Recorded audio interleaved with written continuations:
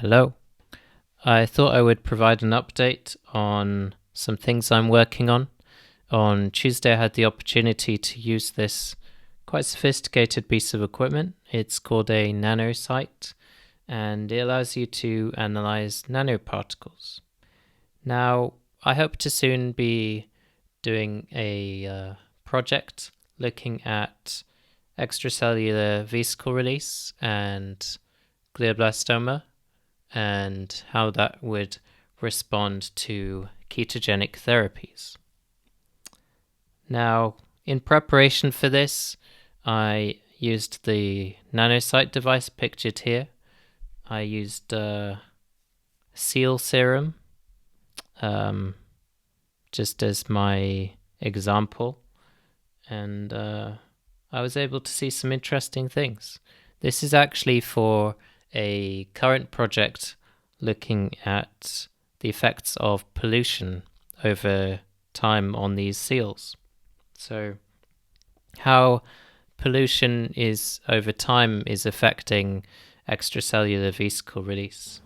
And that's an interesting project in itself. Some samples are even as far back as the 1970s, and they are kept in a freezer at minus 80 degrees Celsius. My sample here wasn't the best because I have an air bubble. If you look on the top left screen, the top left image, that's capturing what's under a microscope in the computer, and it goes through a syringe at a pace that you can dictate yourself using the computer. It's quite a cool piece of equipment. It allows you to see a number of interesting things. The reason I wanted to look at extracellular vesicle release is because these extracellular vesicles direct intracellular communication in many diverse cellular processes by interacting with and modifying behavior of target cells. Now, in cancer, these play key roles as exosomes and microvesicles, which contribute to chemoresistance and transferal of pro-oncogenic factors.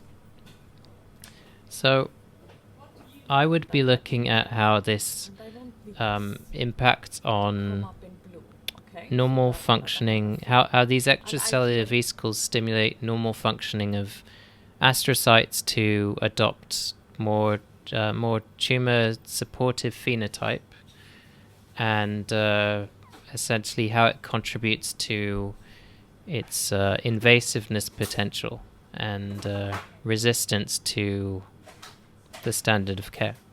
So I would combine this with temozolomide, because that's usually the favorite one, and see how much of a difference there is in how much it can inhibit this extracellular vesicle release with ketogenic therapies. I won't say how I'll do that exactly because I don't want to give all the details, but it's an interesting project, and I'm excited about it. Now, I've been doing quite a few things lately in terms of speaking, which is good because I'm quite an introverted person, really. So it's good for me to continue doing these things. I spoke at an informal kind of conference lately, and that was fun. And I also spoke on the panel at a recent APPG on the ketogenic diet and brain cancer. So that was fun. I enjoyed that. And it's always good to get the message across. And it further validates my approaches if I can speak about this in Parliament to MPs and policymakers, as well as doctors and researchers.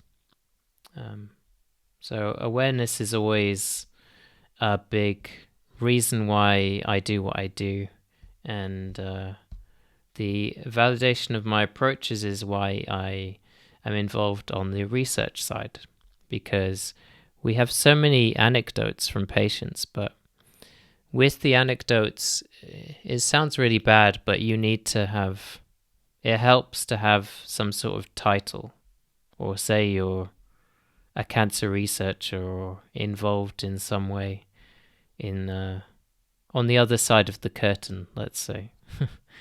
Patients don't always see the other side of the curtain, I like to call it. I just think having this mix gives you not just a unique perspective, but it allows you to understand what we see. I was thinking of a better word for it, but understanding the plane of what we can see. It allows you to see the whole picture of how people view these therapies. And you have to be very careful with how you say things, but I don't necessarily think that's a bad thing. It's just good that people are listening. People are listening to me. And that's nice to see. Also, there's this ketogenic diet trial finally happening at Charing Cross, and this should be for low and high grade brain tumours.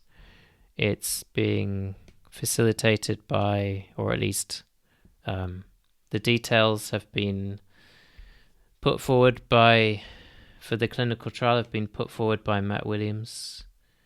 You can see in this tweet that I was mentioned in, he outlines that this is finally happening, and it should be happening in January 2020.